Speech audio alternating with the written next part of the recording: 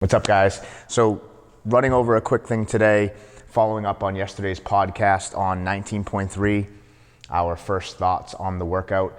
We got to see it a little bit today, so still going to keep this to follow up with the podcast, keep it kind of in line with that. On Saturday, once we see a lot of the top tier folks, some of the competitors go, we will make a new kind of assessment of what we've seen and probably put out another video, or at least a podcast. So 19.3, 200-foot overhead dumbbell lunge, 50 dumbbell step-ups, 50 strict handstand push-ups, 200-foot handstand walk.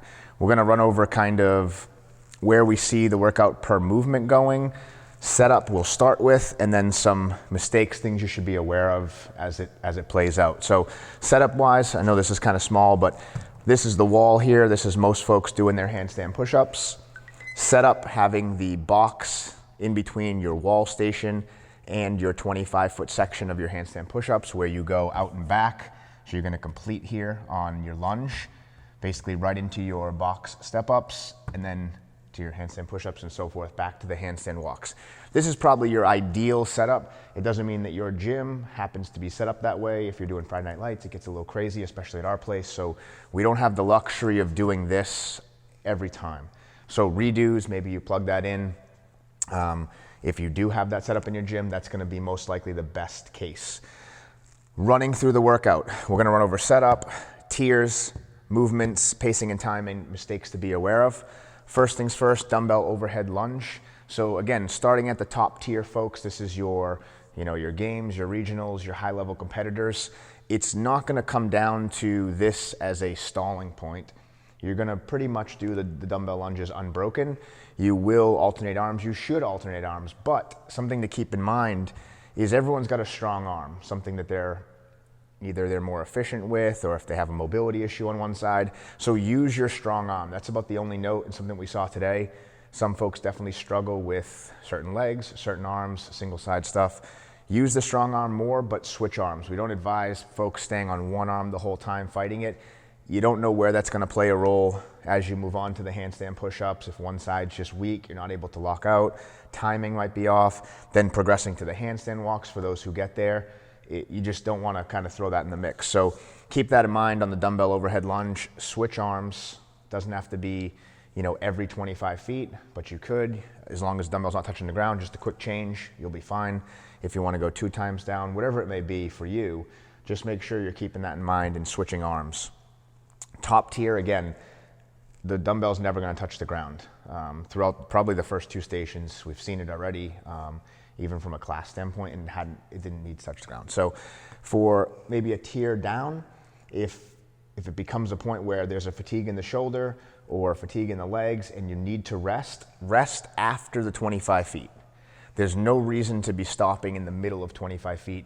We didn't see it in any of our classes. I don't see it becoming an issue for anyone. Just have your rest periods be at the end of the 25-foot marks so that you're not losing a couple feet, or God forbid you push it and you end up getting stalled in the middle and having to come back 4 feet out of the 5 and losing those steps and losing that time.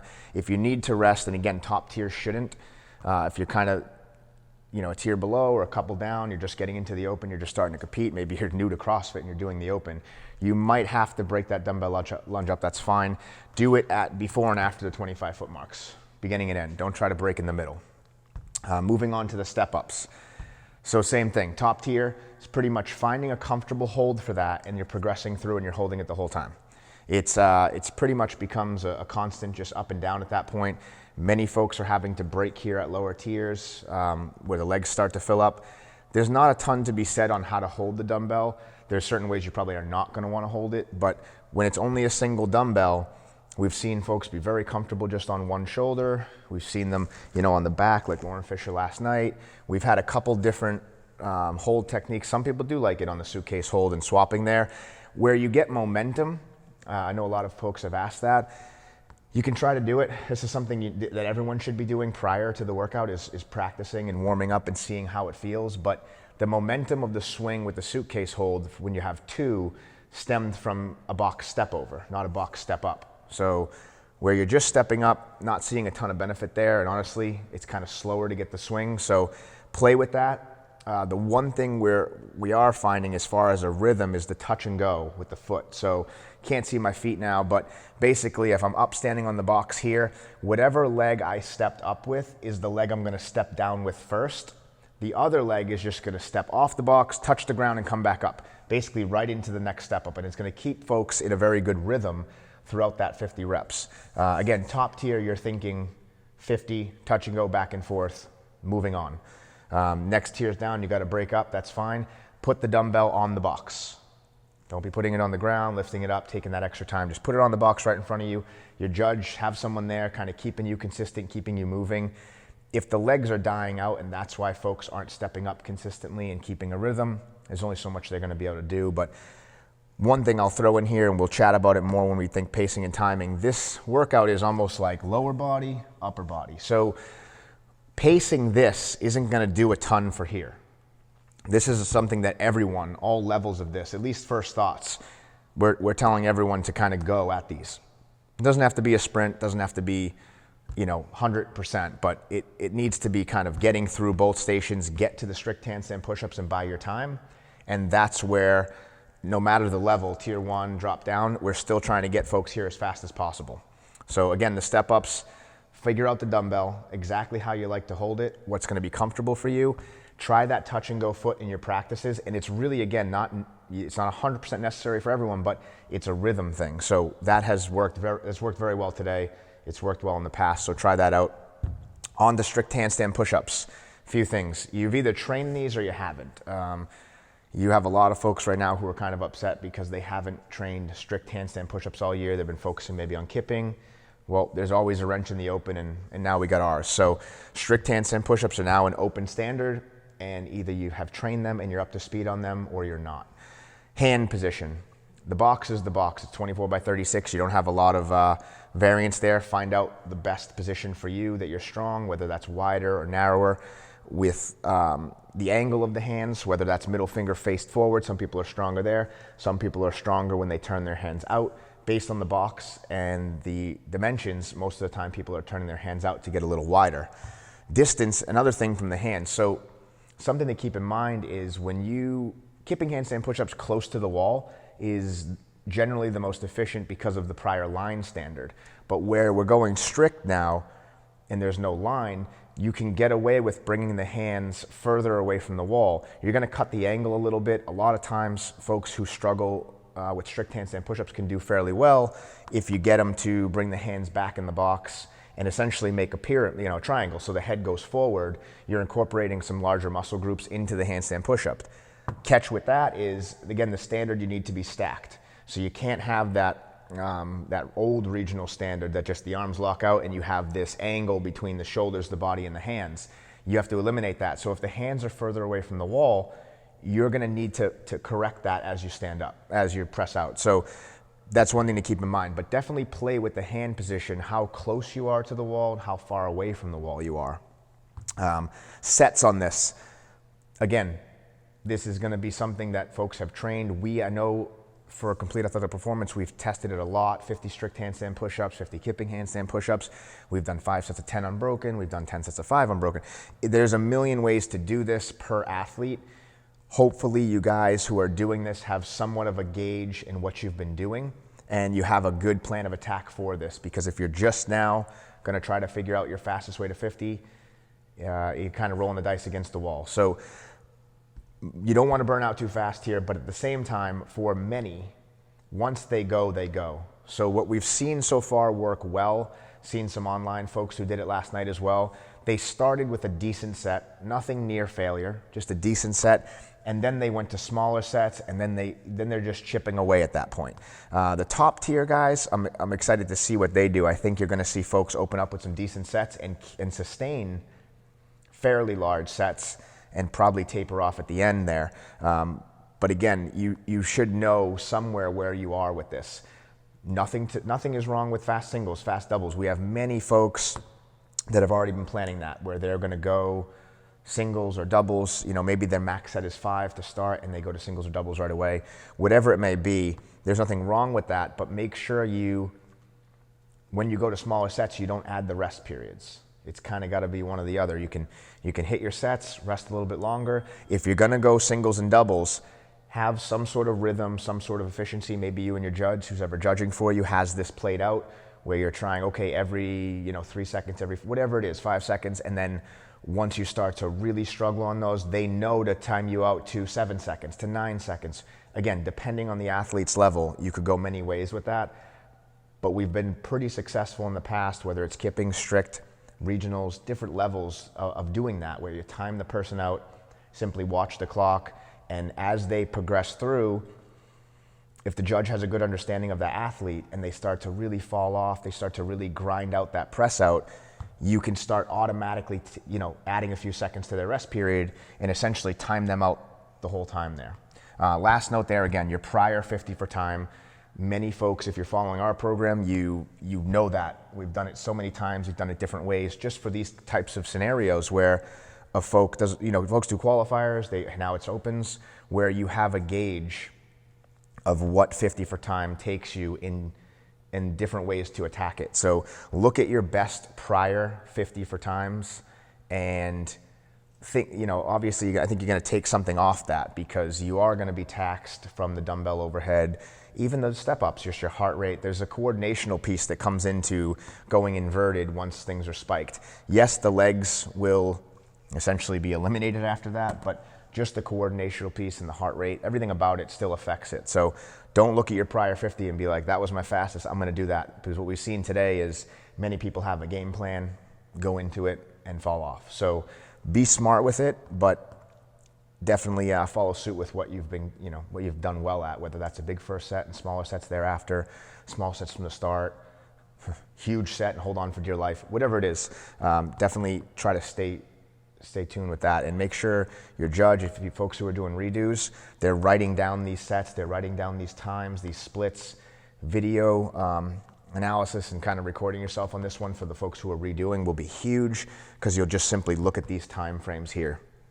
Handstand walks, again, top tier is going to get here, they're going to make their way through, some will finish and so forth. Next tier down, at least what we've seen, most people are going to end up here on the handstand push-ups. The ones who are getting through there, they don't have a ton of time left for the handstand walks, so it's kind of do what you can do. But either way, you need an intelligent approach for those who are making their way through. Everyone that we've chatted with or seen go so far who are pretty good at handstand walks, this has been substantially harder for them than normal handstand walks, or even ones that are in workouts. Because again, you are hitting the shoulders quite a bit, they're fatigued. You get here, you need to have a good approach to that. So either way, folks who are getting here, you're gonna play it out. By now, everyone is fairly efficient on their hands for the ones who are competing at that level. They're gonna know what they can and can't do. Obviously trying to get it in 25 feet unbroken, but we've seen a few folks now already that have gone and broke it up very efficiently. Going back on that, the ones who are, they're not contending to finish the workout or top scores, but they're getting to the handstand walks, there's 5 foot increments for a reason. Many people can stay consistent at 5 and 10 feet. We saw this at regionals years ago, and we actually had some of our folks on the team purposely break this up in sections of 10. So because we found that it was their ability to keep going for the longer durations was better off if they just kicked up, banged out 10 feet, came down, shook it out. So there's nothing wrong with that if you're that person that gets to the handstand walks and wants to take that approach. You just have to, at this point, kind of know what is good for you. And again, just like the handstand push-ups, I hope and assume that everyone at this point is training these two movements strict. I know that's new, so there's going to be a lot of people that are kicking themselves for the year, but you only got 6 months or 7 months till the next open, so I'm sure everyone will hit it. But the handstand walks is something that was introduced last year. It's no surprise we're going to see it again, so I think people are going to be much more prepared for the handstand walks. And that's pretty much it for the movements. Again, first thoughts, we'll put out some more on Saturday once we watch a lot more folks do the workout, kind of see just how hard you can go from here to here as far as time goes. I believe Lauren Fisher and some of them that were on the live announcements are around 4 minutes in completing that. Then they got to here and so forth. Kind of last review. Setup, again, wall, box, 25 feet out and back. Best ideal case, I believe. Shorter you can make this, but again, there's rest periods built into all this stuff, especially the strict handstand push-ups. So I'm not sure that the setup itself will be the game changer, but if it came down to it and you know, that 1 or 2 reps on the first handstand walk coming back plays a huge role, well, so be it. You might want to have that tight setup. Which tier do you fall in? You know, the top tier, we're just using tiers for the sake of running over this when we did the podcast, but top tier folks are the ones contending, right? To, you know, they have good strict handstand push-ups, they're good in their hands. Anyone can pretty much get through these. It's gonna come down to the strict handstand push-ups. So figure out which tier you're in and approach this in the correct manner. Don't get yourself jammed up to where, I don't know, you pace this too much, which I think would be the way people go. They pace this, they're thinking it's gonna help them here. It's just not really playing out that way. And again, first thoughts, we could change that. But movement itself, we covered those pretty well. Think of the little things as far as adjusting the hands on the handstand push-up, distance from the wall, all of the above, the little things that can help people's angles of their hands, what muscle groups they're incorporating. Just, you need to play with it all, and you need to have a fallback when things don't go your way. Pacing and timing, again, we've covered that a few times, but as of right now, we're approaching it to pretty much get this stuff done as quick as possible. You're not trying to sprint and go out of control on the step-ups to where you trip up and fall and trip up on the box. 24 inches is a good step up for men.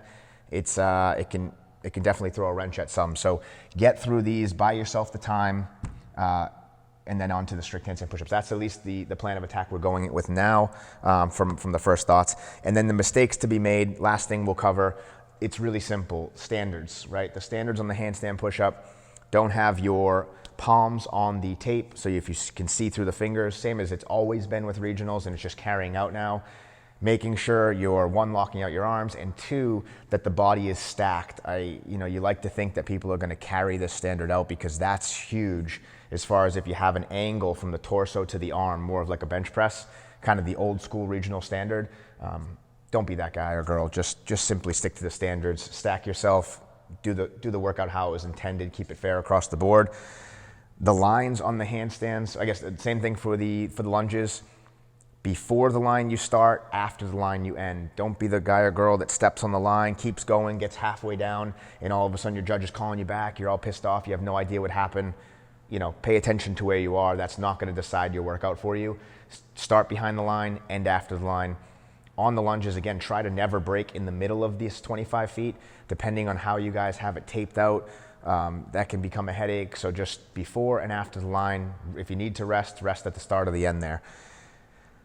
Let's see. Same thing with the step-ups on the stand-up, making sure you stand up on the box. Seems pretty straightforward. I don't think anyone's going that fast where they're rushing that, but in case you were gonna try that, just make sure you stand all the way up. Make sure that the standards are met there. Handstand push-ups, we covered that for the hands and the elbows, head through and so forth. Same thing with the lines there. No movement in the hips, no movement in the feet. You saw, I forget what it was, but I saw that they put out a video, some folks who are kind of getting the lower body incorporated in there. Eliminate that, make them strict, make sure you keep them there. Handstand walks, same thing. The handstand walks are probably the biggest issue you see with the lines. People's depth is a little bit off. They kick up and all of a sudden there's a finger on the tape. And if you got a judge that's doing their job correctly, they're gonna call you back, but you're already upside down, you're in the zone, you're not generally thinking or hearing that well, and folks will make it 5 or 10 feet and they get called back. It's super upsetting. Hell, if it's at the end of the, you made it and that was everything to you, and you get there and you kick up and maybe you were gonna get 5, 10, 15, 20 feet, maybe you're gonna make it all the way down, and meanwhile you're still walking, they're calling you back. It's a disaster. Just start behind the line, make sure both hands, full palms, get over the line, and get your reps in. Don't leave anything on the table as far as reps are concerned in this workout. So that's pretty much it. I'm gonna leave it at that for our first thoughts. We will make another video / podcast for Saturday, second thoughts, once we see everyone, and maybe get some more ideas of how we can shortchange some of the transitions, how we can, cut off a few seconds here and there, anything with the movements that we found that folks are having a better time with, pacing. We'll put it all out there. So if you guys got any questions, just post in the group or email in, but I think you'll see a bunch of stuff from us coming out. So thanks.